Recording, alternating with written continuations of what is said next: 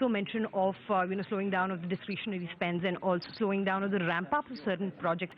Is it a one-off thing, or is this a continued pressure that we'll be seeing flowing into the next 3 quarters as well?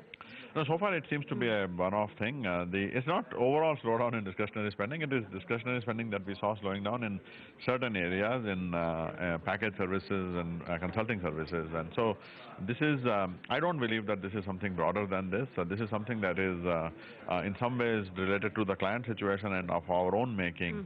And this is something that we will address as we move forward. Sure. Also, lowering of the guidance has, been something the market has been worried about. Is this indication of how the business is going to look like for the rest of the year, or do you think that once there's a chance of revival, there could be an upward guidance that you could look at? Of course, as the situation changes, we are going to constantly monitor it. Our goal always is to provide guidance to the market based on our own visibility, and the more that we see, we will obviously be in touch with the market on that. And at present, based on what we have seen, roughly we see a 1% decline, and that's what we have guided on, and that is 10.5 instead of 11.5 to 13.5. We have brought it down to 10.5 to 12. Sure. Also, in terms of the large deal wins, want to understand from you, where does it stand, and also what is the deal pipeline looking like? The large deals, we have been doing extremely well in that area.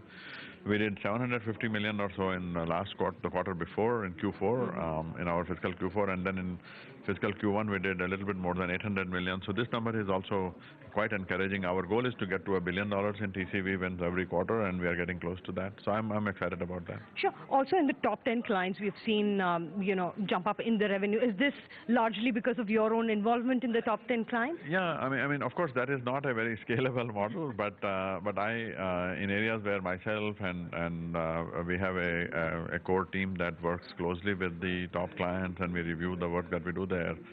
So that has been growing quite well, and that has been happening, in fact, over the last 4 or 5 quarters. So I'm very encouraged by that. But we now need to bring that same kind of a rigor and attention and quality of work to the tier below the top 25 as well. Also, want to understand from you in terms of lowering of the guidance. Have you actually included the Brexit impact, and also going ahead on a long-term basis, what is Europe looking like for Infosys, and is there real fear of any untoward outcome of Brexit for Infosys? It is too early to tell what Brexit will do. I think that we can safely say that, look, Brexit is about a creation of walls, about more isolation, and which is unfortunate as a society. But when you look at it from an IT perspective or from a services perspective, the isolation actually creates significant opportunities to make systems more interoperable, to integrate